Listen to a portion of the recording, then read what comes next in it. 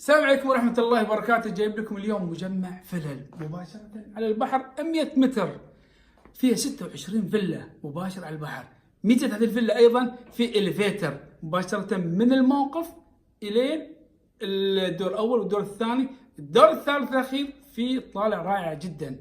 تعالوا ناخذ جولة سريعة. أبدأ معاكم من الدور الأول. الدور الأول عبارة عن صالة وإطلالة مباشرة على الحديقة أو نقول البحر، لو بحر مرمى.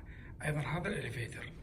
في أيضا عندنا بدروم تحت، خلينا نقول غرفة الخدم السواقين، وأيضا هنا المطبخ.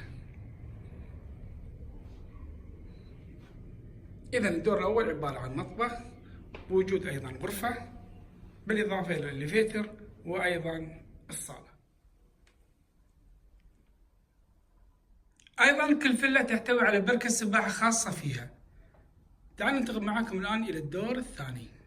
الدور الأول عبارة عن 4 غرف، وكل غرفة تحتوي على حمام خاص فيها.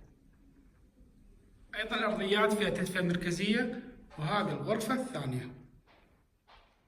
وهذه الغرفة الثالثة.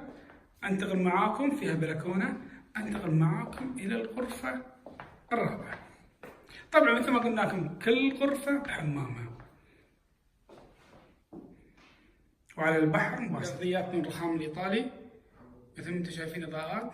خلونا ننتقل معاكم للدور الأخير.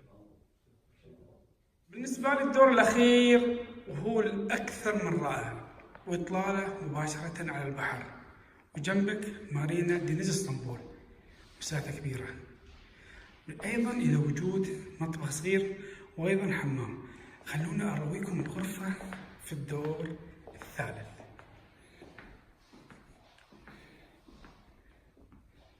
بالنسبة لنا شخصيا الدور الأخير ممتاز. صالة، غرفة، حمامها، مطبخ صغير، استغلالية خاصة اللي بيشتري هذه الفيلا الله يوفقه. وعلى البحر إذا بتنزل 100 متر، قريب منا مارينا دينيز اسطنبول. المنطقة رائعة. أيضا في نظام التقسيط راح. أيضا عندنا هنا إليفيتر ياخذ جميع الأدوار إلى المواقف. هذا القبو عبارة عن المخزن، غرفة الخدم أيضا مميز، في مطبخ، أيضا في غرفة، وأيضا مع حمام. خلونا أرويكم الموقف السيارات. من هني توقف سيارة. كل فيلا لها موقف خاص أسفل هذا المشروع. أنتقل معاكم الآن إلى خارج هذا الفيلا.